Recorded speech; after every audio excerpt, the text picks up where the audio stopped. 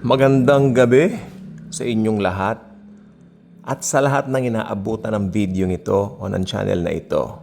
Si Jesus ang bida sa channel na ito. Okay, so palakpakan natin si Jesus. Okay. Okay, pag-usapan natin ang Galatians chapter 4 verses 4 to 5. Nakalagay dito, at just the right time. Pero sabi ng ibang salin, mas gusto ko itong salin ito, at the fullness of time. Amen?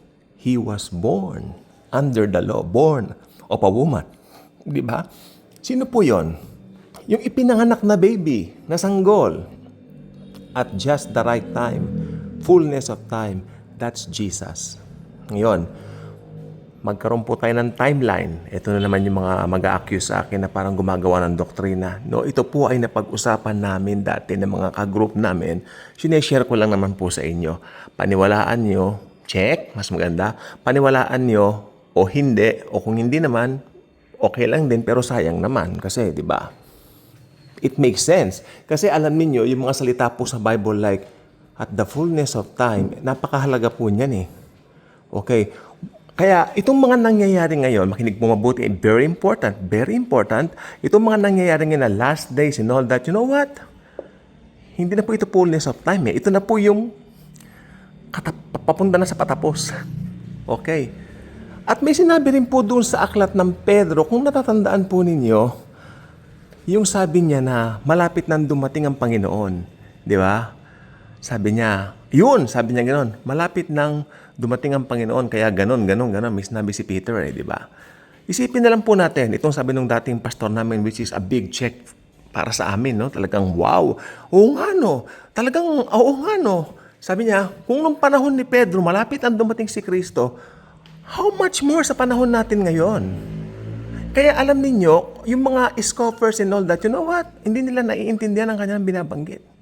Hindi nila alam yung mga pinagtatatawa-tawa nilang yan, binabato sa atin. Basta ako, I will keep on proclaiming the truth of Jesus. Dahil sa totoo lang po, yung fullness of time naganap na po. 6,000 years ang mundo, di ba? Bilangin mo yung ano bang pinakagitna nun? Ayun, yung pinakagitna ng panahon na yan. Perfect timing si Lord Jesus nung pinanganak siya. Perfect timing yung kamatay niya. At nabuhay lang siya ng 33 years dito sa mundo. Pagkatapos niyang pumanik sa langit, nag-umpisa na po yung church age nung pinababa niya yung Holy Spirit after ilang di ba? Ilang panahon yung Pentecost, nagsimula na po yung church age doon. So hanggang sa panahon natin ngayon. Hindi po kinikalabutan noon? Mula sa church, mula noong Pentecost hanggang sa panahon natin ngayon talagang paano na po talaga? This is it. For me, ako nakakaramdam na po. I'm not saying na alam ko kung kailan ang rapture, pero ramdam ko, Jesus is so close. Alam niyo, paggising ko ngayon sa umaga, hindi ko maintindihan, pero I feel His presence. Basta alam niyo ugali ko, pag thank you Jesus, mahilig akong gumanyan Halimbawa, nagpunta kami ng isang place, kabababa ng eroplano namin, thank you Jesus, thank you Jesus. O tapos, pagka nakabalik ng Pilipinas, thank you Jesus. Thank you, Jesus.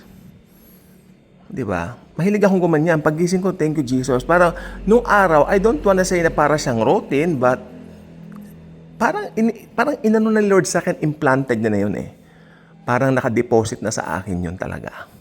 Naligo ako, thank you, Jesus. Lalo pag kumain ako, thank you, Jesus. Hindi naman ako ritualadong tao I don't make some rituals. Ayaw ko ng religion. I hate religion as Jesus hates religion. I am free. Galatians 5:1, pinanghahawakan ko yan. Manatiling malaya. Hindi po ba? Kaya ako, actually, hindi lang po more on Jesus. Jesus alone. May mga nagtatanong sa akin, ano pong simbahan kayo? Well, ako po ay Kristiyano. Pero nag-gather po kami kung saan-saan po pwede. Pero, mas mahalaga sa akin ang kaluluwa. Makapagdala ng kaluluwa kay Jesus. Hindi mga kaluluwang alam mo na baka panakot. Hindi po. Huwag kayo mamiloso po. Alam natin mga Kristiyano when we say souls or kaluluwa, we know what we mean sa mga katagang yon. Ngayon, pag may namamiloso po, let them. we cannot do anything to stop them because they have their own minds also. So, let them. And basta importante, happy tayo sa Jesus.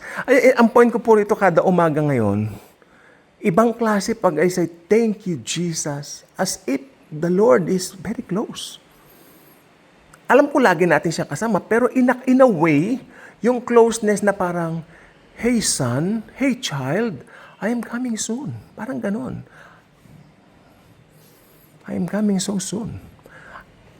Ayan ang binanggit niya bago isara ang aklat ng Revelations. Come Lord Jesus, di ba? Oh, behold, I'm coming soon. I give the rewards. Sabi niya sa ganon. May rewards talaga ang mga ano. I believe in that. Kaya nga sabi niya, pagdating niya sa rapture, tayo po ay kanyang iaakyat doon. Bibigyan tayo ng rewards. Ayun po ang katuparan nun, yung Bema Seat of Christ. Bema. I mean, it's every time, gusto ko lang sabihin sa inyo, but kada morning I feel, hindi naman umuulan na po, oh. Naku, nakisama si Lord. Talaga may kinukonfirm yata si Lord, ha? The Lord is confirming something. Oh, thank you, Jesus. Wala akong sinasabing rapture sa September 23rd, okay? Pero alam niyo, ito po ang totoo sa akin. Kada morning, thank you, Jesus, kako, I feel the Lord Jesus is very close. As if He's saying something or telling me,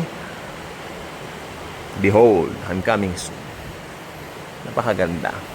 Lalo na pag may problema ka, come on, let's be practical. Kung may problema ka, dumating ang Panginoon. What a big relief. Lord, thank you po sa ulan. Oh, huwag kayong magrereklamo ha kung narinig niyo po yung ulan. Siyempre, naka-record po yan eh. Iyan na po natin, tuloy natin yung mga sinasabi ko. Kasi this is a revelation. I would like to share it with you. Okay? So, alam ninyo, yung mga sinasabi ko po dito sa vlogs natin na parang may napansin akong kakaiba, hindi lang po ako nagsasabi. Another confirmation, this morning, may mga nakausap na naman ako. Napansin mo ba parang may talaga nag-ibago sa mundo? Kalahin niyo yung mga salitang yan, coming from an unbeliever, unbelievers.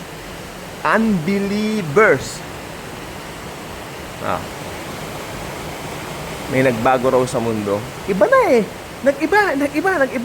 Kumpare ko, nag-iba na pare. Iba na kanya. Malaki nagbago. Pero may binanggit siya ng striking na naniwala ko. Bago mag-COVID, medyo iba pa. After the COVID, nag-iba kanya. Correct po ba? Tama po. Nagkakwentuhan kami and yeah. Thank you naman sa Panginoon yung mga taong matagal kong di nakikita. Nakikita ko naman uli, no? Pag lumalabas ako. So, ayun pong gusto ko pong sabihin po sa inyo. Yung fullness of time, dumating na po yun nung si Jesus po ay ipinanganak. Namatay siya. Kaya itong mga times na ito, church age po ito, parang bonus na lang po ito kung tutuusin before He comes back to get His church. Bonus. Kaya anytime now, we will be raptured. I believe in that. Kasi yan na po talagang hinihintay natin eh. Lamang nagkaroon lang po talaga ng malaking boom dito sa internet, dito po sa Google, dito po sa YouTube and all that, all platforms, ng TikTok most especially, yung September 23. Kung mag-rapture September 23 at tama sila, mas maganda. 'Di ba? Pero kung hindi naman mag-rapture at tama naman ako, abay, maganda rin. Tuloy lang natin. Wag kayong panghihinaan ng loob dahil ang Panginoon lagi natin kasama. Jesus is always with us. We are His beloved. We are His special possession. Amen? Ang special possession ni Jesus ay ang church. We, believers, are the church. Tayo po mismo. Hindi organization, hindi institution. Misleading kasi pag ganun eh. Karamihan ngayon ng institutional churches, hindi po nangangaral tungkol sa eschatology o tungkol sa rapture or second coming. Meron po ako nakita rito, wala nang banggitan ha. Meron silang event. Event na naman. I'm not condemning events. I love events. Pero these people are not so much of sharing regarding anything about eschatology or the rapture, second coming, and so on and so forth. I don't know. Maybe they don't want the rapture to happen because they have so many possessions here on earth.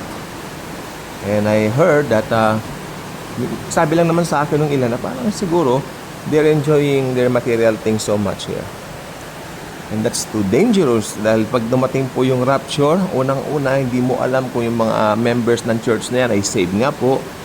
Yung iba pumupunta lang po dyan because of the comfort of the air condition. Dahil may mga simbahan pong, ito po mag-share po ko sa inyo. One time po, meron po isang bata rito, not really bata, I mean, 13 anyos o 13 maybe, let's say that 13, 13.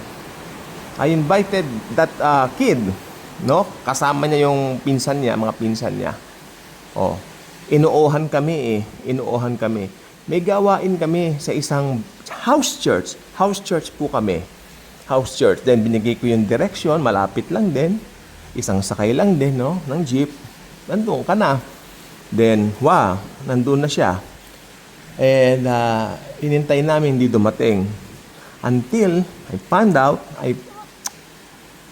na the other week, nung di siya dumating doon, nalaman namin na inimbitahan siya ng isang, hindi na ako magbabanggit ng church, no? Isang medyo magandang church na air condition, doon pumunta. Doon sila pumunta. See, hindi lahat ng nai-invite mo ay may puso sa Panginoon. 'Di ba? Kaya that's why kung nag-invite kayo, lagi niyo siya nang i-share yung good news of salvation. Amen? So, yan po kasi sabi ko nga po, hindi po ko in church ang isang tao nangangahulugan na po na sila ay in Christ. No. They are in church, but they are not in Christ. In order for you to be in Christ is paniwalaan mo yung ginawa niya, yung tinapos niyang gawa sa krus ng Kalbaryo. It's the only way. If not, you are not in Christ, but in church. Okay? So, yun po yun. At saka yung kaibahan ng panahon ngayon, escalating. Yung mga nangyayari po sa country natin. Ako po, para po sa ganyan, pag-pray na lang natin na dumating agad si Lord dahil lahat ng sistema na hindi natin gusto, mababago pagdating ng Lord. Dahil i-rapture na po tayo at maghahari na siya rito ng after 7 years. Siyempre, yung 7 years, tribulation muna. Pero after noon, maghahari na siya rito, kasama po tayo. Ang ganda, di ba? Kasi alam na natin kung ano yung mangyayari in the future. Dahil nakahayag na po sa aklat ng pahayag, sa aklat ng Apokalipsis o yung the book of Revelation. Ayun lang po gusto ko po sabihin. Huwag kayong masyadong magpadala ng emosyon nyo sa mga nangyayari ngayon. Basta keep your focus on Jesus, His love, His grace. And importante, His finished work on the cross. Maulang gabi. God bless po.